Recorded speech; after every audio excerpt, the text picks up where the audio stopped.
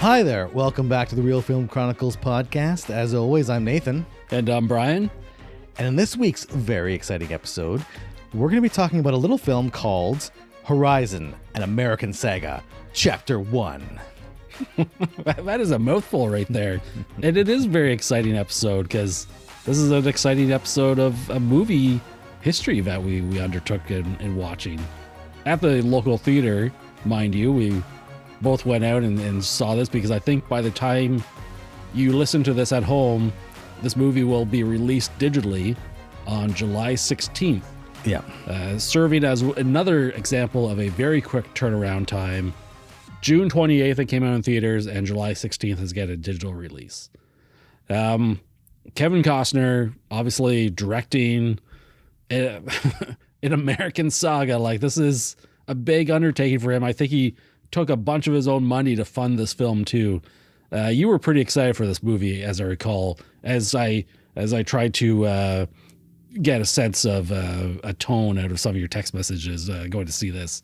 You check this out. We should probably give like a spoiler warning beforehand. We're going to be talking about spoilers from here on out. Hashtag spoilers. Yeah, you've been warned. So go watch the movie or not, but listen on afterwards.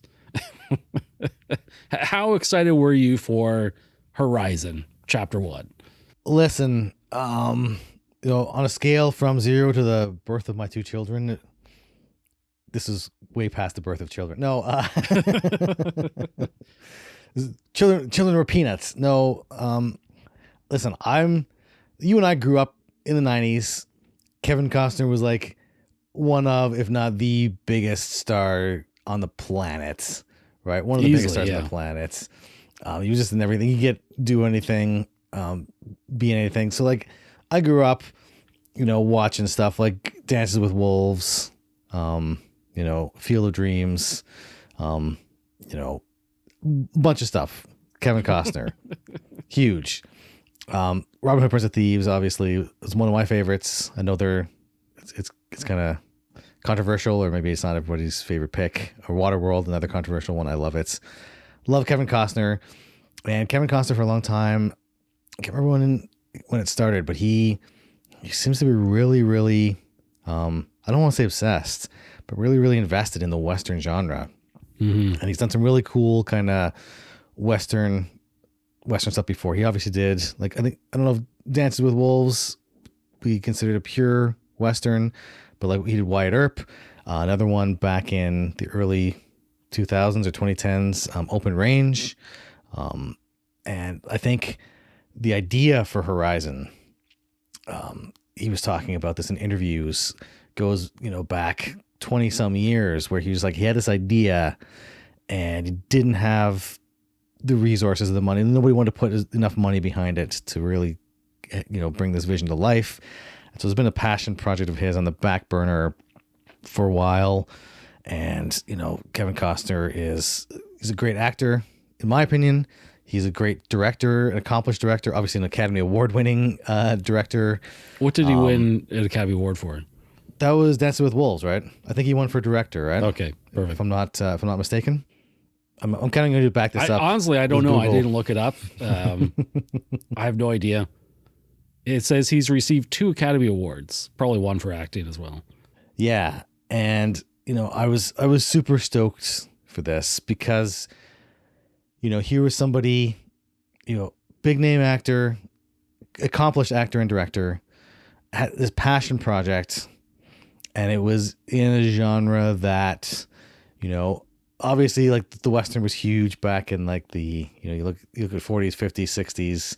Western was like it was dominant, and it's still been in the background, obviously.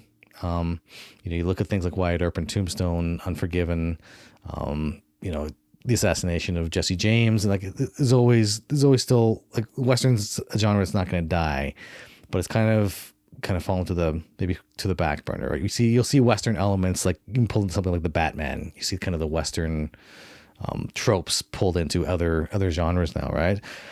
But I was totally stoked having seen Open Range. Going into it, I was like, I don't know about this. I didn't hear a lot of reviews about that back in the day. Wasn't a big buzz. And Open Range was a great movie. If you haven't seen Open Range, check that out. It was Kevin Costner and Robert Duvall in that one. Again, another passion project by Kevin Costner. And then to see, I haven't seen Yellowstone yet, which was a TV show, kind of almost like a modern Western, right? Is kind of playing in that same kind of arena. Which almost seems like it was almost like a testing ground almost to get almost, it was almost like Kevin Costner kind of rebuilding his brand with a modern audience to be able to serve as like a launching point. It was almost like him playing the long game with Yellowstone. I don't know in the news, I don't know how true it is, but I heard there was some contention with the way he left Yellowstone and kind of it was a sudden departure, just the timing with making Horizon didn't quite work out with the production schedule on the TV show. And then to hear that also, it's like there's a legend that's already growing about the Horizon movie where it's like it got so big where he's like, I need to make this, it's going to be 4 chapters. Essentially, it's like, I'm going to make this into 4 movies. And he's already filmed the first 2 and they were scheduled to come out originally in June and August of this year. I know the August one now has gotten pushed back because of the, spoilers again, is like the box office reception to this one wasn't that great. It was a gamble and Kevin Costner knew that. Everyone knew that. But I feel like when people say they don't make them like this anymore, Horizon is exactly the kind of movie that they're talking about, right? Sorry, Brian, you were going to say something, and I was in the middle of my diatribe. There's a bunch of things to add into this conversation already. One, the Yellowstone thing. I've never watched Yellowstone. I think I actually may have seen one episode. I may have to now. Out of context, I didn't know what was going on. I thought it was silly. But then there were, I think, 2 like prequel series, which I don't know if he was involved in or he was actually in, like 1887 or something. Right? Harrison Ford is in there. Yeah. And as someone who's like on the outside, my interpretation of it was that was becoming popular. Kevin Costner was involved. And then he just like, something happened and he just went all in on Horizon. But it was like that kind of doing that work on Yellowstone, I think enabled him to continue on with this. 2, I think it was 1988. I saw where he was first doing, like he first got optioned the rights for Horizon or something. After Open Range, he apparently approached Disney to try and get Horizon made. And then fast forward literally 20 years, which is crazy. Bonkers. Here we are with Horizon, basically part 1 and 2, because as you said, the second one is already filmed. It was originally slated for a mid-August release. And due to the poor box office of the first part, all the headlines say it's been pulled. But if you read the articles, it's pulled from theaters from that date, leaving the door open to be in theaters later on. But I was actually kind of upset about that because I after watching this movie, I got you made Brian upset. Hollywood. You made me upset. Right? How can you sleep at night? This doesn't happen often. I got an email from my theater saying, "Hey, if you book your tickets now to go see part 2, we're going to give you all sorts of extra points to go see it." And it was enough points that it equals a free movie ticket. Because I used points to go watch this. It was a Saturday afternoon. Why not? They're building up. And then they're going to give me another like bunch of points to go see the second one, which I would go see anyways. Yeah, I was really excited. Then see that news, crushed. I couldn't sleep for 2 days straight. But well, I was crushed because I was like, oh, this is so cool because we get to see 1 and 2 back to back almost practically. It's like it was such a cool idea. Something I hadn't seen done before, where it's like you had these 2 sequels. Because I think even the Matrix sequels, they were released the same year, but it was like there's like 6 or 8 months between them. I think it was a huge span. Like to release 2, like I'm assuming the second one would have been around the 3-hour mark, like this one was. These giant epic westerns, kind of back to back in theaters. What a cool thing that would have been. And it's kind of a bummer that people are always not necessarily that Horizon is going to be for everyone. It absolutely isn't. But people are, you constantly see complaints about, it's like, oh, there's no original stories. Everything's from franchises, everything's sequels. And then when an original idea does come out, a passion project from, an incredible talent, and then the reaction of audiences is like, meh. Yeah, right. And it's like, well, then it's like, well, like at the same time, like, well, you can't reasonably complain that you're not getting original stuff when original stuff drops and no one goes to give it a chance, right? Even studios, that we talked about this as well. I don't know if it was in the podcast or one of our preambles as we get warmed up. Like movies these days, they're just not given the opportunity to get that, to have those legs, to get that word of mouth out, right? It's like, oh, it didn't do well, we're just going to pull it immediately. If it didn't do well in that opening weekend, pull it immediately and send it to streaming, as opposed to like, let it cook, let it simmer, let word of mouth spread a little bit, and see if it can build up that reputation and build up but some legs. Where now it's like the studios are getting so risk averse. There's like, oh, it didn't break every box office record in the first 2 weeks. Like, oh no, it's a failure. Pull it. Yeah, it's a situation at the box office now. We're definitely in a different landscape, and it's difficult to navigate. I wanted to reverse the clock here a little bit and just shout out a few more Kevin Costner films here, because it might be good in context. Oh, yeah. Like as you said, he's no stranger to Westerns, and it seems like he's one of the few maybe keeping Westerns alive. Like, as you said, Westerns dominated Hollywood for a long time, for decades. That was almost 60, 70 years ago now. And Westerns, almost few and far between, even though we see their elements in a lot of our popular movies now. It's always kind of interesting when a new Western comes out. Yeah. And I think even like growing up in the 90s, we're talking about like Tombstone, I think, for me at least, was maybe like the most prominent Western. That was like our Western of our generation. Oh yeah, that and Unforgiven, I think, or those two. I remember, like, yes. And again, probably growing up in that generation, that's why they're probably two of my favorites, because they came out at the right time. Also, like, going back is like, just to show that I'm not all about the newer stuff. Is like, I love Butch Cassidy and the Sundance Kid, and I love some of the older westerns too. But just like, just the growing up, Tombstone and Unforgiven just came out at the right time, right? It's like, those are the kind of the big westerns during the 90s, right? So as an actor, Kevin Costner goes back, and we're going back in time here to like The Untouchables. Yeah. In 1987. Bill Durham, Field of Dreams. We got a couple baseball. Like, he loves baseball too, which is, I mean, what's more American here? Like the classic American Westerns and baseball. There was another baseball movie he did too, right? For Love of the Game, I think it was called. For Love of the Game? Yeah. I see another poster here called Chasing Dreams, and he's in front of a baseball diamond, which is right after Field of Dreams. I don't know if that's like a documentary though or something. I think so, yeah. Dances with Wolves, which he also directed. He'd go on to do Robin Hood, JFK, The Bodyguard, Wyatt Earp, The War, Waterworld, which that's a movie and a half right there. Then he directs The Postman, which For Love of the Game comes out afterwards, after The Postman. 13 Days. Oh yeah, early 2000s, right? 3,000 Miles to Graceland, then Open Range. And I feel like the 2000s, I don't recognize a lot of this stuff. Mr. Brooks, he was in a horror movie, right? Yeah, I see that listed here. I can't imagine Kevin Costner in a horror movie, but that was like early 2000s. So that was a long time ago.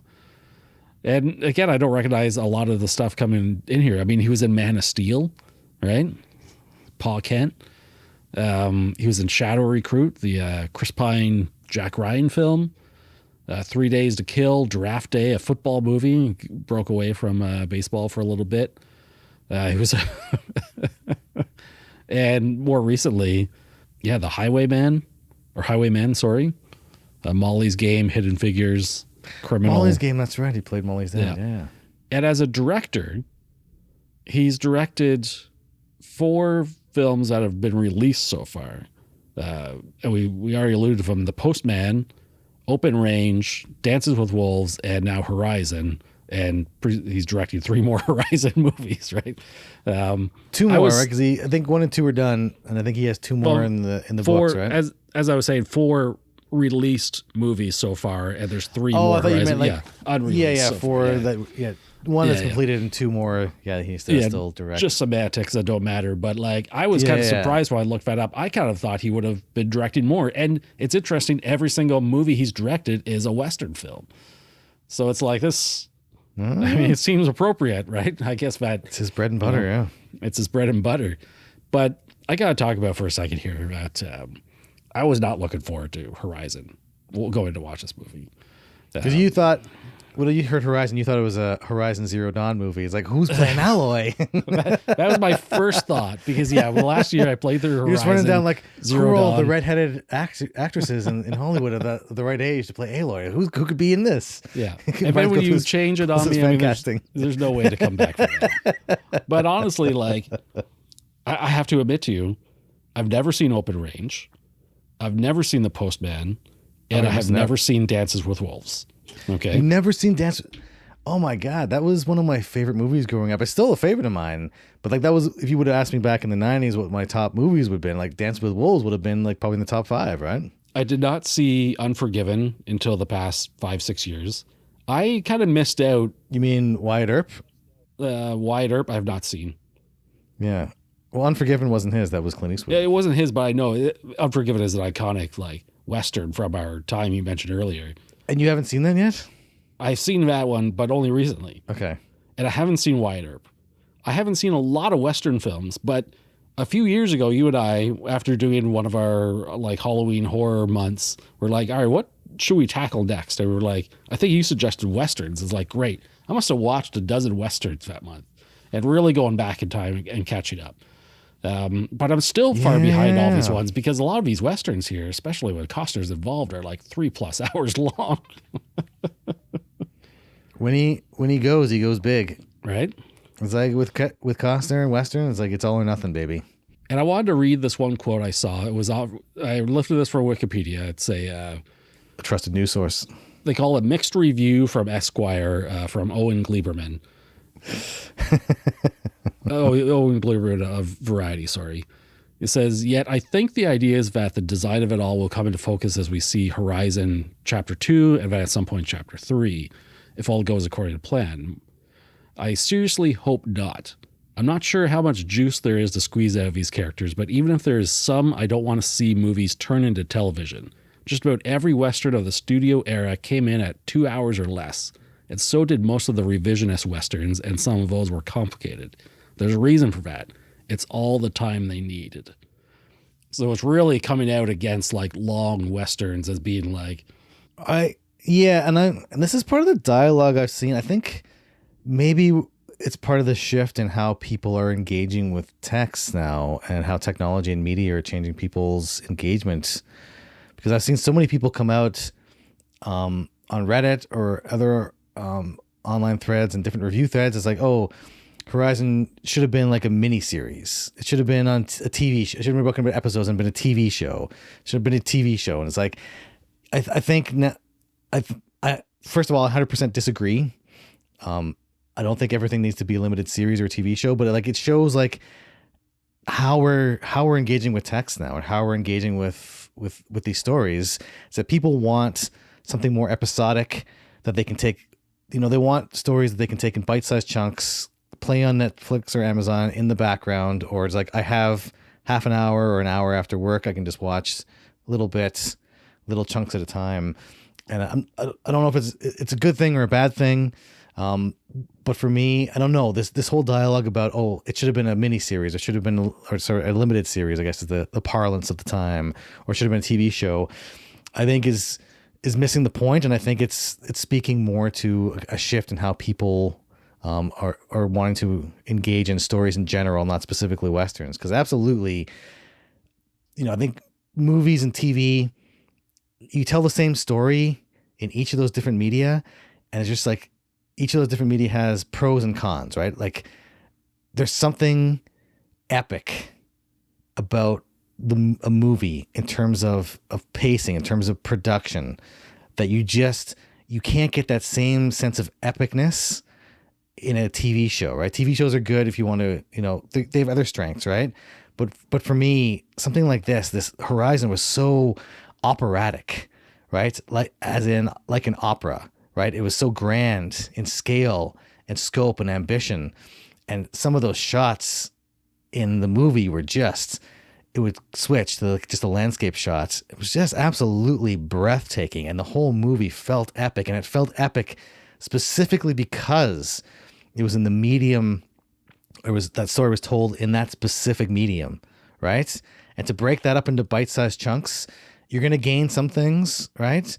But you're going to lose, and that to me, even something like Star Wars, right? Star Wars to me, it feels like an epic story. It feels like it's on the big screen. That's why I've had so much trouble, I think, maybe engaging in some of the Star Wars shows, which they're not terrible shows, but for me, Star Wars feels like it's an epic event on the big screen. And that's, to me, Horizon, it felt like you put on the big screen, or even like your small screen at home afterwards, but you put it in that medium and that format, and that there's a certain pacing and there's a certain storytelling structure to movies different than TV that it loses something when you in translation, right? So I 100% disagree with it, and I love to see this like epic story unfold on the big screen in multiple chapters. I would agree and disagree with what you're saying. I think the way we interact with our content is changing, and I think the content itself is changing to, in my mind, there's a bit of a bias where we really do come from that era of TV that, like, TV is lower budget, it's a lesser film. Like if a movie star went, this is as recent as the 90s, if a movie star went into a TV show, like, they may not be able to break back into movies, you know? And now the line is becoming blurred because the budgets and the cinematography and stuff are there in a lot of TV shows. Now, I'm not fully disagreeing here, so I have issues watching TV in this new format where they pour a lot of money into it, right? And they can look amazing. They look just as amazing as these epic movies we're watching, but we're watching these epic movies on our small screens now because they can't play them in these movies in the theaters long enough, which is a crime upon itself. And I find what the big difference now is that, and I keep saying this, movies are really efficient at telling their stories. And they have like 90 minutes to 3 hours, 4 hours to tell that story. A TV show, once it's in that limited series format, I'll watch a show that's 8 episodes long. It might be 8 hours in total. And in my mind, about 5 or 6 of those hours could easily be cut out. And I know there's a big argument for a TV series to be like, you get a lot more character development. Yeah. But then I think, well, in movies, we get some incredible characters, but they have to be told in like a more efficient manner to develop those characters, right? So for me, like, movies are my preferred format over TV, but that's not to say TV is garbage or anything. Like, there's a lot of really awesome TV. And I 100%. Think when people say that, like, you know, this Horizon should have been a TV series or something, it's like maybe they're looking at it like it's already in 4 chapters. Like, it's a 4-part series, and you could break those further down into like 1 hour chunks. And honestly, I could see that when I'm watching this movie. And I'm also going in, somebody told me that the part 1 felt like 3 TV episodes put together.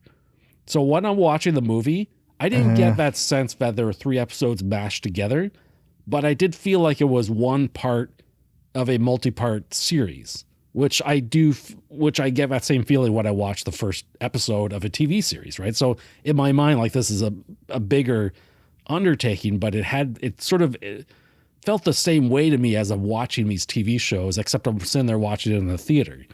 Right. But the same argument can be leveled against the Star Wars movies, because most Star Wars movies, aside from The New Hope, really were episodic, right? They were always like cliffhanger endings, right? And like, especially like Empire Strikes Back, majority of people's favorite movie was purely episodic, right? Didn't have, like, it was building on the last story and didn't have an end. So, like, to me, that argument doesn't break down. And like, to me, like, the idea, when I was talking about the difference between TV and movie, like, yeah, I'm not talking about the old model TV. Like, obviously the budgets on TV shows, you look at like things like, you know, obviously Game of Thrones and the new like House of the Dragon and stuff. Like, yeah, they got amazing budgets to play with. You can make things look, you know, just as good as cinema. But there's something about, you take a 3-hour movie versus 3 1-hour TV episodes, and there's a different pacing and a different story structure you follow. You tell the same story, but like, breaking this down, if people keep saying, oh, it should have been a miniseries, but you take that same story and you break it down, and there's a different, you have to restructure it slightly. There's a different pacing. There's a different structure.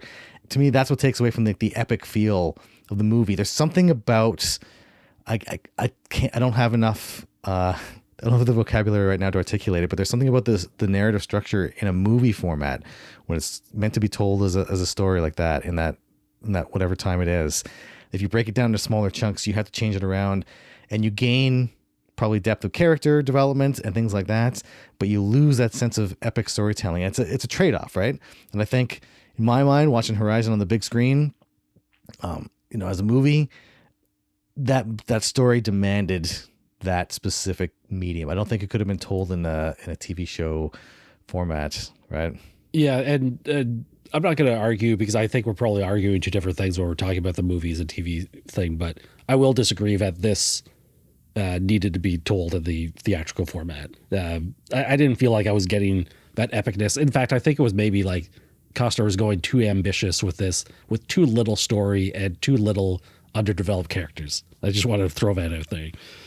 No, man, I wholeheartedly disagree. And I think the quote I gave earlier, when he's saying the greatest Western films were all like maximum 2 hours long, they were 2 hours long.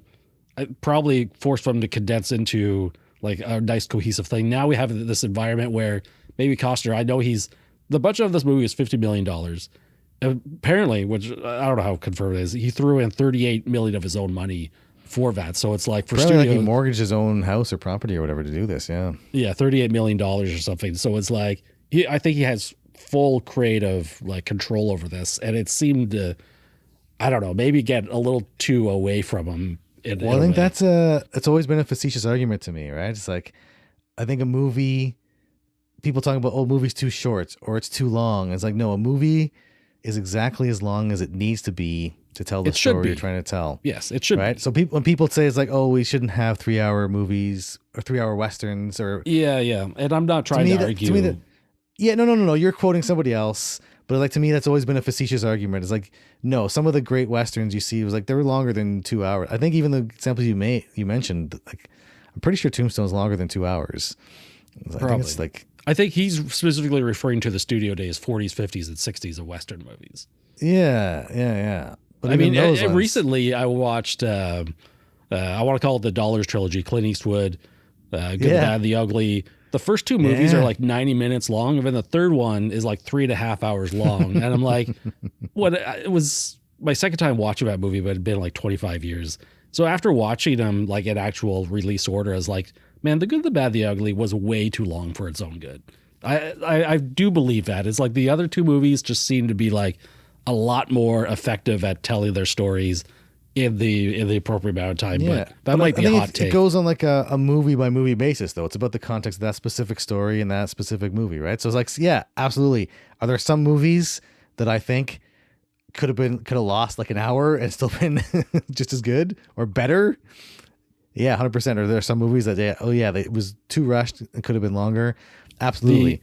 The other thing sorry, go ahead. No, I was arguing in this specific case, my point of view, it was exactly the right medium, and it left me wanting more, as he was evidently trying to do, right, with his multi-part series. And so the other thing I want to mention is that we got kind of burned by a few movies recently that were like part ones of multiple, including I think Fast X was part 1 and 2, and that movie was like 2.5 hours long. You're like, man, all right, this is like, that was too much of it as part. But here it's very upfront. It's like, it doesn't hide the chapter 1. It's chapter 2 is already. If you look at the release calendar, it was like literally 1 month later. You'd expect to see chapter 2, so you know what you're getting into when you go to the movies, which I think could possibly hurt the box office here for it, because to have people you get. I mean, I think it's a fact that people are adverse to long movies in theaters for whatever reason.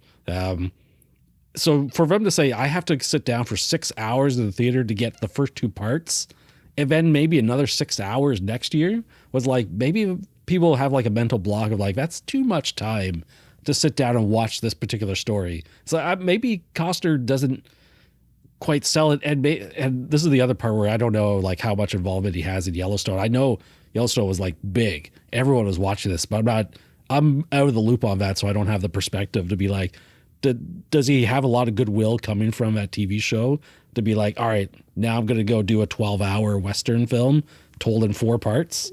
Well, I think that's part of his kind of business savvy. He's been in the industry a long time, obviously. And Yellowstone was kind of a resurgence where, like, here's a new generation that hadn't, like, they were getting introduced to Kevin Costner, I think, for the first time. And so he's like, he probably thought, it's like, probably rightfully so. It's like, okay, I get all of a sudden, it's like, I got people our age who know him. It was like Kevin Costner's in the movie. I was like, I'm going to pay attention more. And now you got another next generation, Yellowstone folks. It's like, oh, I know this guy from Yellowstone is making a Western movie. I was like, probably like was banking on, he gambled, and it turned out to be, it turned out to go against him. But like, to your point, you're absolutely right. I think having them back to back, for me, someone like me, I'm down. Yeah, right. Yeah. I'm DTW. I'm down to watch. Right, like I'll watch them back to back because I love Westerns and I love Kevin Costner. And this is part of my own narrative. Sorry, keep going. No, you're absolutely right. I think, like, for most people in a modern movie market, it's like, look at the investment of time. It's like, I got to watch 6 hours of stuff in a theater just to get the first half of the story. It's like, yeah, of course, that's going to be a very narrow market of people you're selling towards. People love Kevin Costner, love Westerns, and love sitting in theaters instead of going outside to play. And I was just going to say, this is for my own narrative for this particular podcast episode, and watching this movie, going in with the perspective of never actually seen a Costner directed movie at all, even many of the Westerns he's been in, is I was really hesitant to go in. I watched all 3 hours, and there's a montage, like highlight reel of like the next 2 or 3 parts at the end of the movie. And as I mentioned earlier, I was ready to buy my ticket, and I had further incentive to do that. And I was into it. The movie turned me around. Like, I know I've probably been kind of negative on it beginning, but I was super negative coming in. I wanted to hate this movie when I first went to the theater to see it. That's like, aggressive. I mean, not hate. I don't want to say hate, but I got a lot of hate, and I need some targets. Right. And I came out, I'm like, damn, that was good. I love going to movies, and I can't deny it. It's like, I love seeing like the beautiful country, the beautiful cinematography. Like, it's top notch. I love seeing it on the big screen, and there's definitely something to be said for that. The movie turned me around, and I'm excited for more of them. Okay, that montage at the end of like scenes in the next movie, just kind of like, I want every movie now to do this. That should be at any movie that's going to plan on making a sequel. Marvel, take notes. I want a bunch of scenes for the next episode tacked on at the end.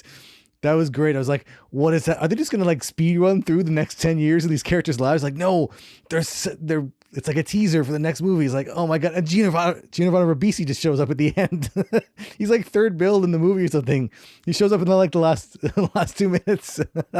And amazing. I was reading stuff from Costner that like he may be in the second one, but he's more of like the central character in the third and fourth entries. So it's like, he's got huge ability in this one. But this is now the second time this year where we've had Furiosa with a highlight reel montage of the next movie. In that case, Fury Road came out way before, but it's already happening. It's already happening. So it's like, I love it. Imagine seeing Across the Spider-Verse, and at the end of that, we get like a mini trailer of, I don't want to call it a trailer, the montage reel of the third entry. I think the highlight reel, the highlight reel. It's just like, maybe we'll get more of this going on. Because I left the theater, I was excited. I was just like, yeah, let's go buy this ticket right now.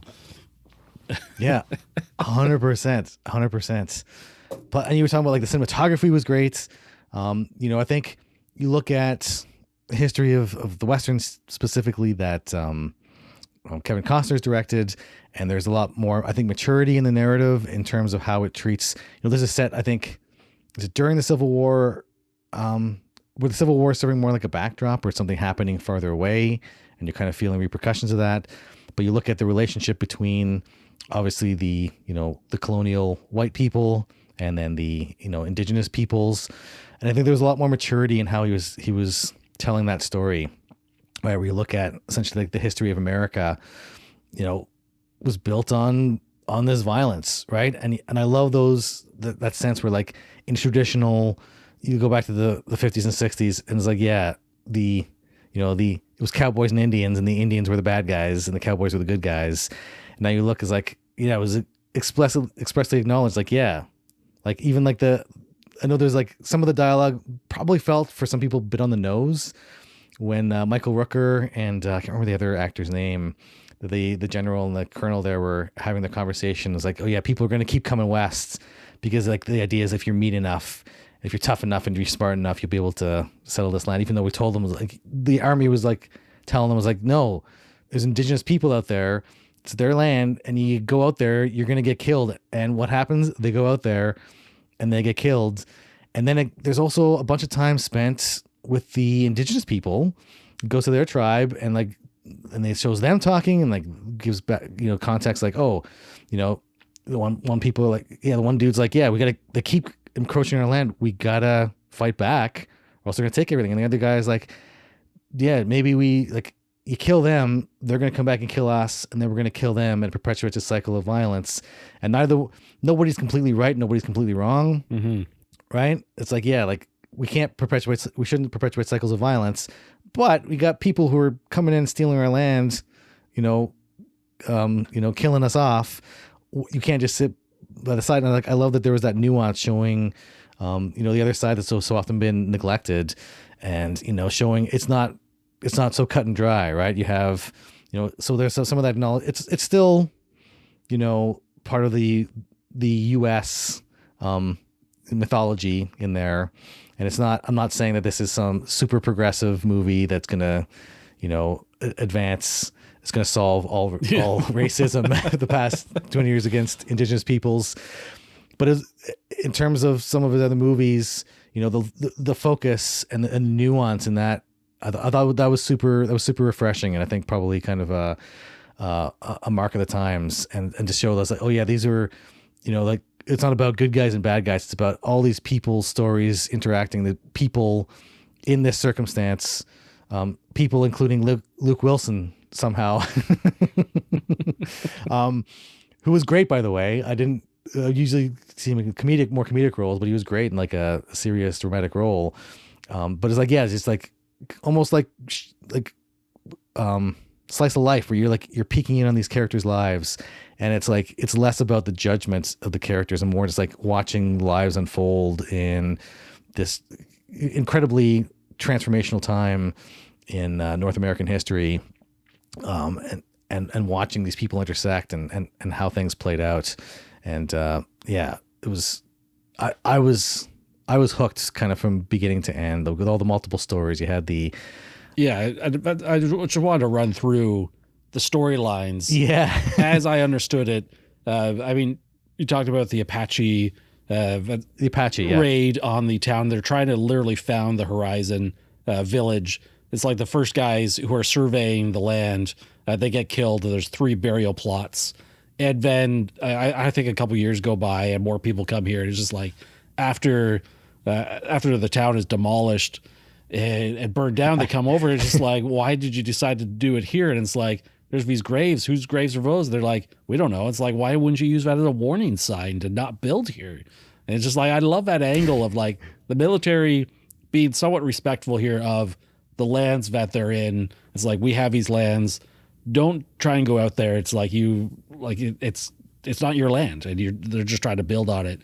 And this guy, Giovanni Ribisi, who's put up posters for Horizon, like selling this town that doesn't fully exist yet as like the greatest destination in the world. I love that the whole story of Horizon was like the story of this town being built. But when it, like you're saying, sorry, I'll let you go on, but like it did remind me, and I was kind of laughing to myself as an inside joke. But like in the sketch, there's a part in Monty Python and the Holy Grail. One of the characters is like talking about, it's like, everyone told me I was an idiot to build my castle in the swamp. I built a castle and it sank into the swamp. I built another castle, it sank into the swamp. I built a third castle and it burned down and sank into the swamp. But the fourth castle, I was like thinking, it's like, this is the story of Horizon. It's like, it's true. Tried once, they killed us all. Tried again, burned it down. It's like, so I was like kind of sticking to myself because it's like something out of a Monty Python sketch. That is 100% accurate. So then in this Horizon town, I mean, for the first hour of the movie is just like the depiction of this town being burnt down, attacked, and a mother and her daughter survive. And then they decide to go with the military guys who like have a head on their shoulders. They seem somewhat intelligent. Sam Worthington, who's Sam Worthington, really good. Yeah. And so they go with them, and like their storyline now, like this one storyline splits into two where it's kind of like turns into this romance between the mother and Sam Worthington. I can't remember the character's name. And then some people in the military, but also the town, who want vengeance against the Apache who did the attack and killings, right? And so they form a posse, and now we have two different kind of like storylines that are connected, but they're very much like separate for the rest of the film. And then we have Kevin Costner's storyline where he's kind of like this loner merchant dude. I think he was selling horses or something, and he's riding up into this little town. He plays the Clint Eastwood, silent stranger who comes in. Doesn't say much, but exactly. He's got it where it counts, right? And he basically gets tangled up with some local drama here with this lady who's, is she a prostitute? Like she's trying to get him to stay there. She's a prostitute, 100%. She's also from another Mad Max connection. She was in Mad Max Fury Road. Oh, that's right. Yes. I was looking at her. She's one of those people who's got a very unique kind of look to her, very unique face. And I was like, I know I've seen you before. And it was in Mad Max Fury Road. She was one of the people, like one of the wives of Morton Joe that was rescued. Yeah. And then there's her sister, I think, with her like brother-in-law, like the two of them. That's Jena Malone and Donnie Darko's girlfriend. Yeah, and this guy is like trying to sell this other group some land or something. They have to go. It's very tense. He ends up getting killed. I think Jena Malone's character meets a fate that we don't actually see, so we don't know by the end of the movie what actually happens to her. They wanted to take her back alive because she was the mistress of this one dude, and then she shot him, took their illegitimate love child and ran, and then the dude sends his sons out after to get her. So like there's that whole storyline, which is great. I'll admit there was a scene earlier in the movie where like with this family at their ranch that I saw that and I didn't register. I think like almost 2 hours went by before they came up again. I was like, who are these people? What's going on here? I was a little confused for that, but they get tied into that. And now the rest of the storyline for Kevin Costner is with him and this woman and the baby, like kind of on the run. Like they're getting out of town. They're trying to lay low. And then finally, the third story, which seemed to come out of complete like nowhere, it's not like directly connected, is the caravan of new settlers heading towards Horizon. Essentially, they're heading towards the west. So they have like that classic caravan. You have Luke Wilson, who's like, I think he said he's like the unofficial captain. He just ended up stepping into the role. He's trying to keep them all, safe and trying to like broker peace between them, because you have the British couple, the artists, who I didn't understand if they were British at first either, who were like sort of causing problems because they're kind of like, they're not hard workers. What would be the proper word for them? They're artists. They don't know how to fix wagon wheels and stuff, right? Very posh, I guess. Very bourgeois. They were just like they were just like going west on an adventure, but didn't realize like, no, like you're part of the wagon train. Is like, no, you see somebody working, you go help them out, right? That's right. And so the other part of that, which I did not know until I read the Wikipedia this morning, is that the main family in that caravan is the extended family from the first storyline of the mother and daughter. Her husband, that's her husband's family who are coming into Horizon because they were already there, really cool. Right? And so that was the connection there, which I completely missed during the movie. They're gonna be in for a shock. I don't know if they throw it. There's so many names and stuff, right? There's so many characters. It's just like, I'm just there. Yeah. And things play out, and there's a whole other storyline with the Apache. Right? They're like, a lot of time was spent with their people, and like they had the descent, and then they have their people. Like one group is like, no, we're like the kind of older dude. I think he's the chief, and he's like, no, we gotta like stay the course. We gotta break cycles of violence. And the other dude's like, we're gonna fight back for our people. And it's like, well, anybody, I love that too. Is like, anybody's like, I'm not gonna tell you what to do. Everyone here is free to make their own decision. If you want to go and fight, you're absolutely free to make that decision. One of his young sons goes with them, and one of his young sons stays. And And that was I love that they spent so much time with that too. It's like showing that side of things, and it wasn't just like there weren't these one-dimensional characters, that the indigenous people were given, they were multifaceted and had, their own motivations and everything.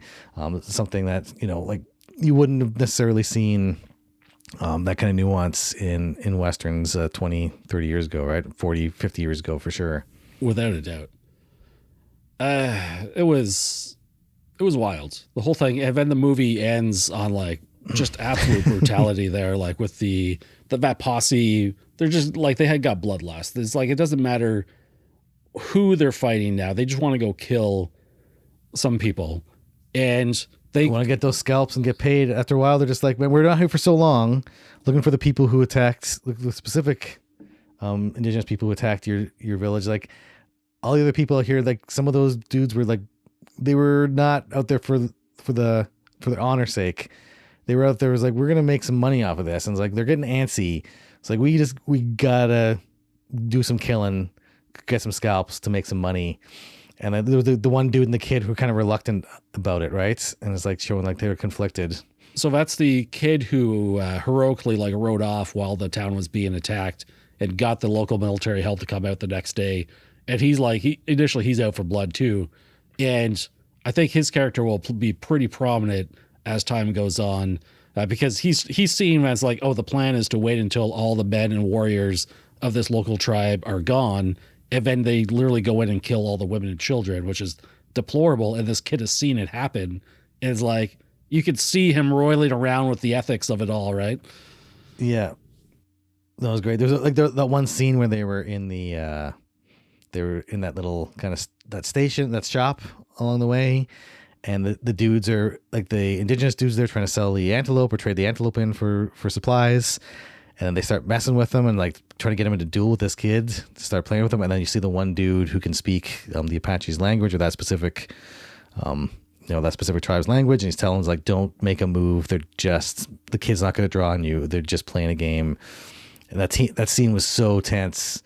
It was one of the standout scenes in the movie. Another standout scene, favorite scene, I think, and probably rightfully so, Kevin Costner put himself in this scene on that walk up to the cabin to meet the prostitute there for dinner. And that dude, one of the brothers who's sent to bring back, his dad's mistress there. And more importantly, probably to them at that time, that extra heir, right? It's like they care about bloodlines and heirs. Yeah.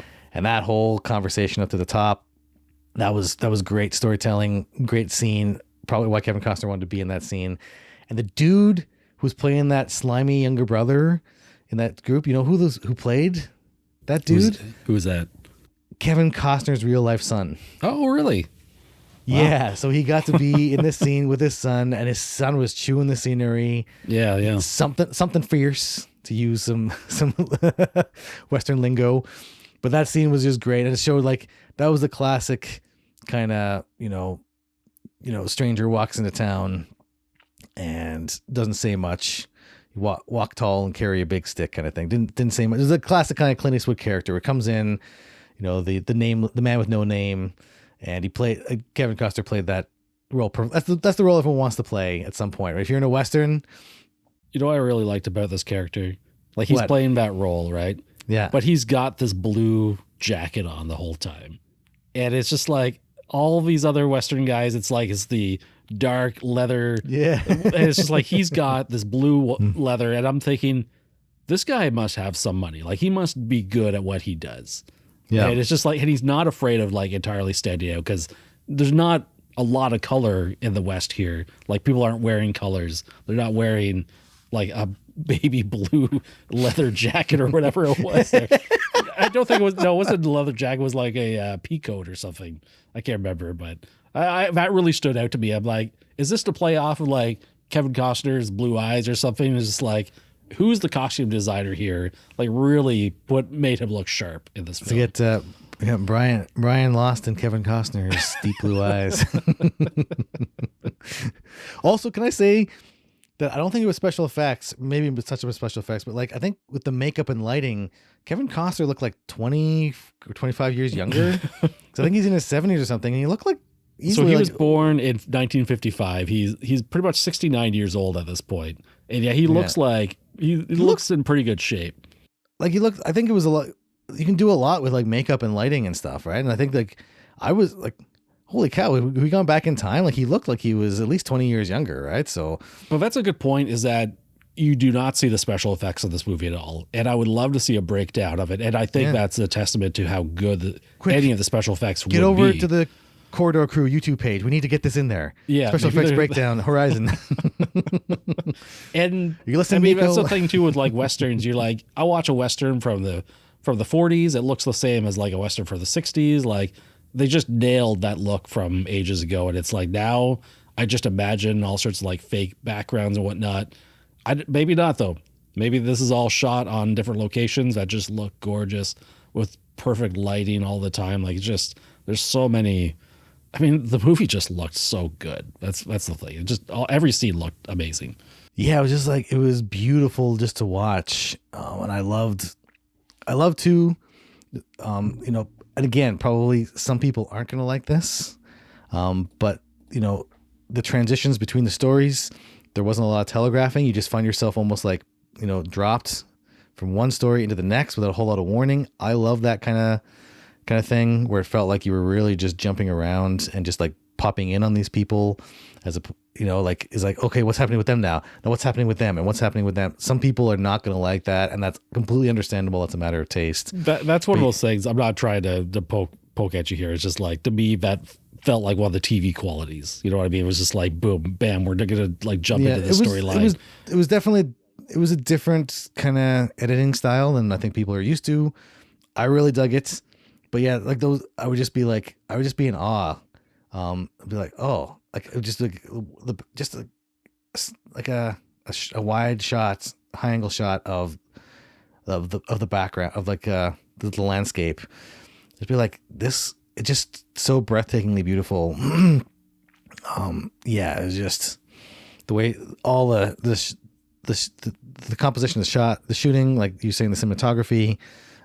Yeah, like it was just beautiful movie to look at. And surprisingly, there were a lot of comedic moments in there too. I found myself laughing quite a bit, which is a good balance because there were a lot of poignant scenes in there. And I think this is the kind of strength of the story, because it's really the story of of how the city came to be, right? I think the whole idea is like all these people are going to kind of center in on Horizon eventually. But there's some pretty poignant scenes, especially like as a parent, some scenes between kind of fathers and sons, mothers and daughters, or just parents and children is like getting a little bit choked up.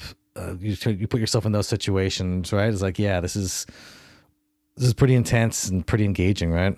Like in that first section when you had the town under siege, they're kind of all holed up in, God, I'm just going to look up the name quickly here. The family is Kittredge. So you're holed up in the Kittredge home, like as a last stand. And there's a secret like underground area that the wife and the daughter are hiding in, and they want the son to go in too, but like he feels a duty. And what was he? Maybe like 12 years old or something. It's like his duty is being upstairs with all the men who are defending, shooting, doing all this stuff. But he's also acutely aware that he's going to die up there. Like if he chooses to stay up there, he's done. And everyone knows it, but it's like, that is the duty you take on, like in these roles here. It's just like, and it's pretty brutal to see them play out. And the acting is good enough that you get a sense of like, this is really tragic. Oh yeah. Like it runs a full gamut. There's some really tense scenes. I think the whole movie, there was kind of this tension that never really kind of broke. It's like, oh man, like you really captured that, the violence inherent in that era where, you know, I think the opening shot, it opens on, an anthill with a bunch of ants scurrying about. And I think obviously kind of this metaphor for, you know, the American West, right? Where it's like, or really human history in general, where it's like, if you know, alien civilization comes in and looks, and like we're just a bunch of ants scrambling over a couple pieces of land. And it really kind of breaks down like the fundamental themes of the movie, or the fundamental themes of Westerns. Like, oh yeah, all this killing, all this bloodshed, all this, you know, going out west and this hard work and all this stuff. And it's like, we're just ants rearranging like fighting over pieces of dirt at the end of the day. Yeah. And it's like to reduce that down. It's like, oh yeah, that's what a simple shot, but a great shot. Maybe some people might think it's a little bit on the nose, but I think that's a good thing, right? It's it kind of, even like a shot like that, simple shot to open the movie, but it contextualizes everything and really sums up and puts things in perspective, right? Wild. Just wild. What other notes do you have to talk about with this film? You know what? I think, Kevin Costner needs 4 movies, but I think we got it down in less than an hour, probably. I think a lot of good discussion here. I don't want to kind of beat a dead horse to stay on the Western theme here. I think, yeah, overall, I probably could tell from my comments, I really enjoyed this movie. I went in with higher expectations, which can sometimes be detrimental. But I enjoyed the heck out of Horizon. It was, truly, you don't get the kind of experience that often in the movies. I'm not saying every movie should be a 3 or 3.5 hour epic. Of course they shouldn't.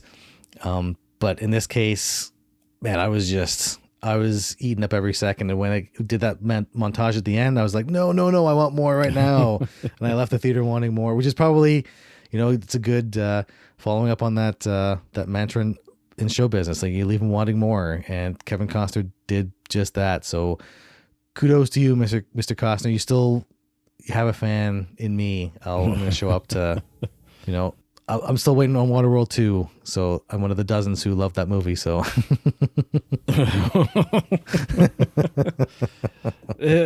cult favorite, Waterworld for sure. Has a very nice 4K release now. It's got the boutique label. Yeah. Anyways, and I came in almost the opposite. I came in with low expectations, wanting to not like the movie, and it turned me around. I quite enjoyed it. I was looking forward to more, and I'm disappointed we're going to be a bit delayed in getting that. But I'm thinking the wait will be worth it. And I think, honestly, at the end of the day, don't let 3-hour runtimes scare you. If the movie is good, you are in good hands. And I was engaged throughout the entire runtime of this, even if things weren't perfect. But yeah, 3 hours was not actually that crazy for this film. And I'm looking forward to 9 more of them. But we got to get into our actual ratings. But before we do, we want to take a look at ratings from a couple of popular sites. And I don't know, Nathan, did you look up any of these ratings beforehand? You know what? I was looking at different sites, and I should have taken note of the ratings. I think I did glance at them, so my answers might be more skewed this time. Well, we'll see how accurate I'll you see are with these. If my subconscious picked up anything, because I can't remember anything off the top of my head, but I think I retained a general idea. We'll see. So the first up is Rotten Tomato critic rating. This is the percentage of critics who were favorable towards the movie. I think 76, I think. It's 47%. So I did not remember at all. Maybe you're thinking of the Rotten Tomatoes audience rating. That was 52, wasn't it? 71%. I think you just I did not retain a single thing I read. I almost feel like I have to double check, but I trust those numbers right now. No, I trust you. I just, for some reason, I thought it was backwards. Yeah. The IMDb, they use the 10 scale, 10-point rating. What's the average on IMDb? 4.2. 4.2. 7.1. Oh, that's awesome. I just thought this was more niche, and I thought I was in the minority here of enjoying this movie. I am literally kind of shocked at how high the IMDb rating is on that. To me, that 7 and over on IMDb is that's a good movie. And Letterboxd, 5.5 star system. What's the Letterboxd user rating average? Okay, now I'm second guessing everything. Okay, I'll go 3.2. It's close. It's at a 3.0 right now. Okay. I have no way. Here's my finger far from the pulse. Honestly, I wouldn't. Yeah, if I didn't look it up, I wouldn't be able to tell you anything about this. I thought for sure I looked that up. Or was I thinking Madam Web. I think that would have been man. probably lower. It should be a lot lower. But like, if you told me Rotten Tomato audience, like if you made me guess that without me looking it up, I would have thought maybe like 35, 40%. I never thought 70% were enjoying it. After watching it, I'm like, yeah, okay, I can see that. But based on the box office, nobody's going to this movie. That's kind of what I was basing it off of. It's a real shame because now all of a sudden you have, here's a unique Western. It wasn't a sequel, wasn't a, part of any big budget franchises. It was trying to start its own franchise, obviously. But and people didn't come out for it. And I don't know. It's not everybody has to like everything, but every once in a while, like I'll go to movies with people to see stuff I don't particularly want to see, but I'll give it a try. Right? It's like, I don't know. It's kind of bummer that you get kind of experiments like this, or you get a passion project, and it kind of falls flat. What is your 5-star rating with a possible like bonus? So as a reminder, we use the Letterboxd platform. 5 stars, they give a possible heart. Is how you interpret it, however you do. But what do you think about, when you put your diary entry in on Horizon? What did I do? I just want to confirm one thing. Okay. Yeah, Horizon American Saga. So I gave it 4 out of 5 stars plus the like. Yeah. Plus the like. Okay. Plus, like, just for the sheer audacity of the scale and vision of what Kevin Costner was doing. It's like, here's a movie that I can't get financed. I'm going to self-finance a bunch of it myself, and I'm going to make 4 of them instead of 1 and gamble everything I have. He had this exit from this, TV show, Yellowstone, and he left the sure thing to go, make a bet kind of on himself and on this idea. And the sheer audacity, like the scope of the storytelling, it was so operatic, so grand, so epic, so different from anything else that's out there right now. I have to give credit where credit is due. But I think I'm getting the feeling this is more like a Dune situation, where after watching the second, or maybe the third and fourth ones, watching it as a whole, it might be ratings might go up or down. Yeah. Anyway, what was your rating coming out of this? So I gave it 3.5 stars. Okay. Which I wasn't really waffling too much. I wanted 3.5 stars. I do see there are some issues in it, and it's could not perfect. be maybe just because it is part 1. It's not like there is a proper climax to the film and everything, and it all works. Everything's structurally sound. It's just you don't get conclusions to a lot of stuff. So it's like it's almost like this trend after doing this podcast and talking about all these part 1s or part 2s or 3s or whatever. Like they're just inherently cannot be 5-star films. It seems. You know what I mean? I think we had the same discussion around was it Across the Spider-Verse? I guess Across the Spider-Verse, amazing movie. And I think I just couldn't quite give it that last half a star just because, it just felt like it was incomplete. And I think the same thing is true here. And, even like Dune Part 1 and 2. 1, for sure. I think it was 4.5 for both of us. Yeah. And it's just like, I think that we're noticing a trend for us. There's a common trend for Brian and I. It's like, finish your goddamn film.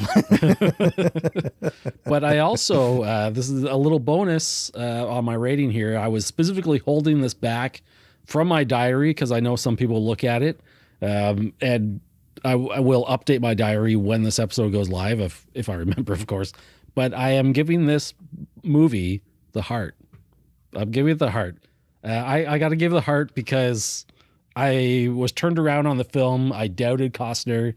If this is also my introduction to Costner's direction, and if his older stuff is better, I'm super pumped to go back in and watch some of these older films that he's done and starred in. I think it was a good movie. Like you said, it's not without its flaws, and that's fine. But I was there for it, and I was excited for part 2. I still am, but I'm disappointed we're not getting it in theaters right away.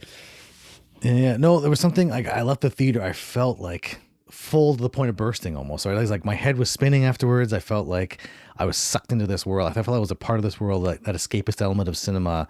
And so that's another reason I gave it that heart as well. So that's great. We were only half a star apart. So I think we were pretty close on this movie. So yeah, if you have a chance, check out Horizon Zero Dawn in theaters if you get a chance, or if it's on streaming now, check it out. Boost those numbers. Not just for the sake of the two of us who want to see more of this, but this is somebody who's obviously cares a lot about the story they're trying to tell.